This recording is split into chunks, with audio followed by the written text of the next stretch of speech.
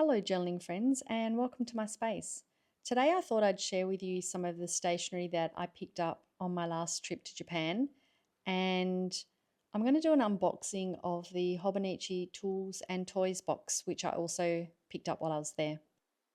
Needless to say that yes, I do have a slight obsession with Japanese stationery. I make a point of actually allocating a huge portion of my holiday budget to stationery. So that way I can go into stationery stores and not feel bad about it. I just love all the bright and bold colors and the cute little illustrations, and Japanese stationery just brings me so much joy. I also love Japanese design, so I find myself gravitating towards lots of the cute packaging, and these Peko-chan Milky Lollies are my favorite. The illustrations are adorable. You'll notice if you hang around for any of my Journal With Me videos, these wrappers make a regular appearance in my journal.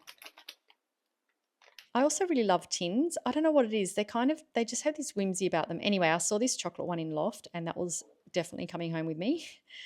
This is the Hobonichi Tools and Toys box, which I will open shortly so you can see what's inside. And then Moomin, of course, thanks to my Finnish heritage. I came across this cute Suica tin at the rail yard store at Akihabara Station in Tokyo. And I wish I had actually grabbed a couple of them because the lollies were so delicious. Miffy, no explanation needed here. So I basically just look out for any cute little containers or tins or boxes that I think would kind of be functional but also look really cute in my journaling space. These are some of the sticker sheets that I picked up. I am going to do these stationery haul videos in parts just so I'm not sitting down, going through every single item. Oh, I am absolutely loving Yumi Kitagishi's illustrations. The designs are so cute. I came across this Mizutama Daily Life series in Loft. I actually screamed a little bit inside when I first saw them. And of course, then it was my mission to find every piece that I could in the series. So I've got the sticker sheets. I did pick up the flake stickers as well, and some little memo pads and little sheets of paper. I just think these are too sweet. And then we're on to this cutie. So this is the Hobonichi Tools and Toys box. It was a commemorative tin to celebrate 10,000 copies sold, which I think is really cool. I decorated a whole spread in ephemera from this tin, which I show later on in the video, so hang around if you want to see that. It also has a Penko clampy clip inside, and if you flip it over, it's got some journaling prompts on the back, which is kind of cute. And then we've got the Good Dog stamp, which comes with a red brick coloured ink pad as well. And the design fits perfectly in the squares on the monthly spreads of the Hobonichi Cousins, so you'll definitely see this one making an appearance in my journal as well. So then there's this pull-out card, which you think, okay, that's cool, it's really cute because it's yellow and there's some cute text on there. And then you flip it over and it has all these illustrations and little suggestions on various ways to use the items that come in the box. When I opened this box, I had only been home for a couple of weeks and I was very excited. So I did kind of rush through this, but if you stick around for a little bit longer, I did then go back and dawdled a little so you could get a better look at some of the items, including that card. And then we have a picture frame memo set. So this is essentially 2 pads of 100 sheets each with 2 designs on each. I noticed when I was looking at some of the suggestions, they were saying you can tear the sheets and then pop them in your journal and then write inside that little frame. So I'll definitely be doing that at some point.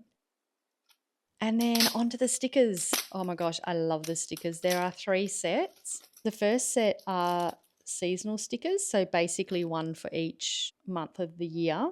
Also, I do flick through these very quickly. As I mentioned earlier, I did do this unboxing a little too hastily. If you stick around, I do prolong the showing of the stickers so you can see them a bit better. The 2 green sheets obviously are the same illustrations that are on the tin. And I think these 2 are my favourite. I think it's just the pink and the blue stands out and the yellow. So fast forward a few weeks later, and I did take everything out again and just took my time at actually looking through everything.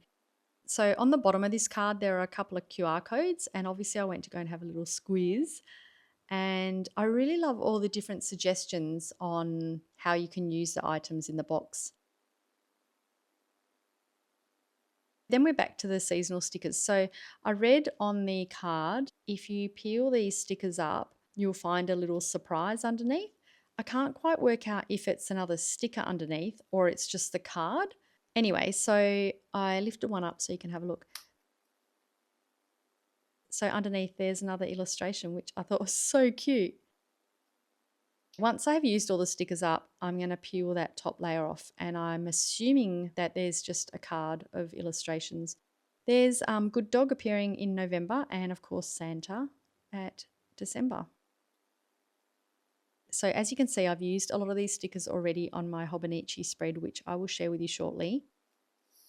And back to my favorites. I love that these are like these little edge stickers, the pink and blue elephants. Oh my gosh, so cute. I love elephants, by the way. They're my favorite animals with dogs and cats.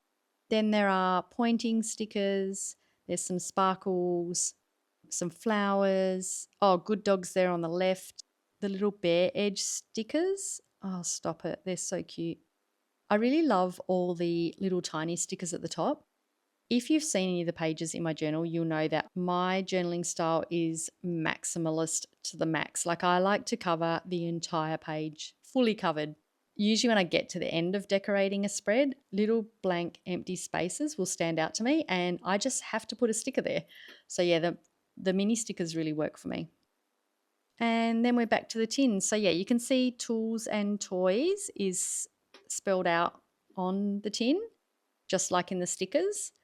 I'm not sure what I'm going to store in this tin yet. It'll either be all my flake stickers or all the little scraps that I end up with after cutting and tearing paper. Either way, she looks really good on my desk at the moment, that's for sure.